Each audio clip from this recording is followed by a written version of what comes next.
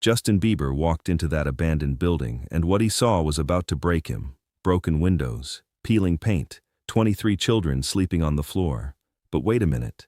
This wasn't just any building. This was about to become the biggest secret Justin Bieber ever kept. Let me tell you.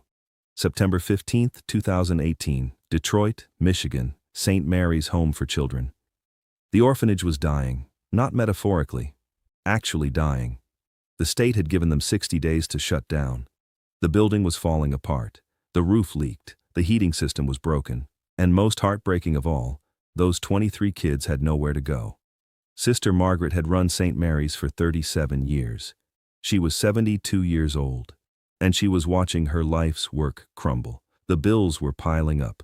$485,000 in debt. The city wanted to tear it down. Developers wanted the land. And those kids? The state was going to split them up. Different foster homes, different cities. Brothers separated from sisters. But here's the thing. One of those kids had written a letter. 12-year-old Marcus Johnson. He'd been at St. Mary's since he was 4. His parents had died in a car crash. State Road 8, winter of 2010. Black ice, gone in seconds. Marcus remembered almost nothing about them except his mother's voice singing him to sleep. St. Mary's was the only home he'd ever known, the only family. Marcus wrote a letter to his favorite singer, Justin Bieber. The letter was simple, honest, raw. It said, "Mr. Bieber, my name is Marcus. I live at St. Mary's Orphanage in Detroit. They're closing us down in 60 days. I don't know where I'll go. My little sister is here too. Her name is Kenya. She's 7. We might get separated. I know you're busy, but if you read this, please pray for us. You don't have to do anything else. Just pray. Your music helped me when I was sad about my parents. Thank you." Marcus gave the letter to Sister Margaret. She promised to mail it. But here's what Marcus didn't know. Sister Margaret never had money for stamps anymore.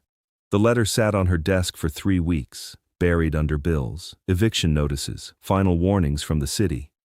And then something happened. Something nobody could have predicted. October 8th, 2018. Justin Bieber was in Detroit for a secret visit. Not a concert, not a meet and greet. Just visiting his grandmother who lived on the east side. He was driving through the neighborhood, and his car broke down, right in front of St. Mary's. Justin got out, started walking to find help, and that's when he saw it. A small handwritten sign in the orphanage window. St. Mary's Home for Children, Eastern 1981, closing November 30th. God bless these kids. Something in Justin's chest tightened. He walked up to the door, knocked. Sister Margaret answered. She didn't recognize him at first. Baseball cap, hoodie, sunglasses. Justin asked if he could use the phone. His car had died. Sister Margaret let him in. And that's when Justin saw them. 23 children, ages 4 to 17, sitting in a room with paint peeling off the walls, sharing 3 old couches, doing homework on the floor because there weren't enough tables. But here's what broke Justin. They were smiling, laughing, helping each other, despite everything. One little girl ran up to Sister Margaret, showed her a drawing. It was a house, a family, hope. Justin felt something crack inside him. He asked Sister Margaret what was happening. Why were they closing? She explained everything. The debt, the 60-day notice, the separation of the children. She showed him the inspection reports. Black mold in the basement. Electrical wiring from 1981. Plumbing that failed twice a month. The city had condemned 2 of the 4 bathrooms. The kitchen barely passed health codes. Sister Margaret's voice shook when she talked about the kids. Where would they go? Marcus and Kenya would probably be split up. The state didn't like placing siblings together. Too expensive. Too complicated. There were twins, 8-year-old boys named David and Daniel. Nobody wanted to adopt both, so they'd waited 4 years.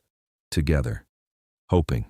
There was 17-year-old Maria, too old for most families, 6 months from aging out of the system completely. She'd been at St. Mary's for 9 years. This was her last chance at stability before the streets. And then Justin saw it. On Sister Margaret's desk, an unopened letter, addressed to him. His hands were shaking when he picked it up. He read Marcus's letter right there, standing in that broken orphanage. And something inside Justin Bieber completely shifted, because here's what nobody knew. Justin had been exactly where Marcus was. When Justin was 5 years old, his mom Patty was struggling. Single mother, no money. They lived in subsidized housing in Stratford, Ontario. There were nights when they had no food, nights when the heat didn't work. Justin remembered wearing 2 jackets to bed in winter, remembered his mom crying in the bathroom because she couldn't afford his school supplies, remembered eating cereal with water because there was no milk. And there was a youth center, a small community home called Stratford House. They took Justin in, fed him, gave him a safe place after school, taught him music. The director, Mr. Chen, gave Justin his first real guitar, spent hours teaching him chords, never asked for anything in return. That place saved Justin's life, gave him purpose, gave him music. And now, standing in St. Mary's, Justin saw his past staring back at him. He asked Sister Margaret how much they needed to save the building, to keep the kids together. She laughed sadly, said it was impossible. $485,000 in debt, plus another $200,000 to fix the building. New roof, new plumbing, new electrical, mold remediation, $685,000 total. Nobody had that kind of money, but Justin did. He made a decision right there, a decision he told nobody about. He called his financial manager, told him to wire $500,000 to St. Mary's Home for Children, immediately, anonymously. His manager protested. That was almost everything Justin had liquid at the time. He'd just finished paying off his mom's house, just invested in his own label. $500,000 was his emergency fund, his safety net. Justin didn't care. He'd been that scared kid once, and somebody helped him. Now it was his turn. The next morning, Sister Margaret's phone rang. The bank. A wire transfer had come in. $500,000. Anonymous. She almost fainted. Dropped the phone. Had to sit down. The debt was paid. The building could be fixed. The kids could stay together. But here's where the story gets incredible. Justin didn't just send money and disappear. He came back, every month, for 6 years. He would show up in disguise, hat, mask, sometimes a fake mustache. Nobody recognized him. He'd help paint walls, fix broken toilets, play basketball with the kids. One Saturday, Justin spent 8 hours fixing the playground. The swings were rusted, the slide had a crack. He bought new equipment with his own money, installed it himself. Marcus helped him, neither knowing who the other really was. Another time, Justin noticed the kids had no winter coats. Detroit winters were brutal, temperatures dropping to -15. He bought 23 coats, different sizes, different colors, left them in garbage bags by the door with a note from a friend. When the kitchen stove broke, Justin hired a repair company, paid them extra to come on a Sunday. Sister Margaret never knew who called them. He also noticed little things. The kids needed new books. The library shelves were empty. Justin ordered 200 children's books, delivered anonymously. The computer lab had 3 working computers for 23 kids. Justin bought 15 new ones. Top of the line, had them delivered as a donation from an unnamed benefactor.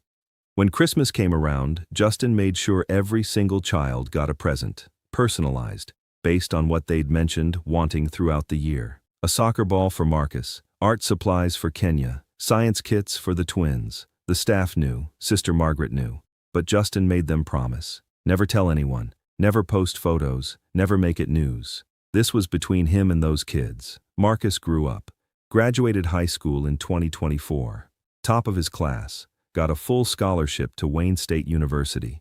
Engineering. Kenya, his little sister, was now 13, thriving, happy, still at St. Mary's with her brother visiting every weekend. The twins, David and Daniel, got adopted together in 2021, a family in Ann Arbor. They still visited St. Mary's every month. Maria, the 17-year-old, became a nurse, working at Detroit Medical Center. She credited St. Mary's for giving her the stability she needed to finish school. And through all of it, Justin kept coming back, kept helping, kept it secret, until March 2024. Sister Margaret passed away, 91 years old, peaceful, in her sleep, and in her will, she left a letter, to be opened after her death.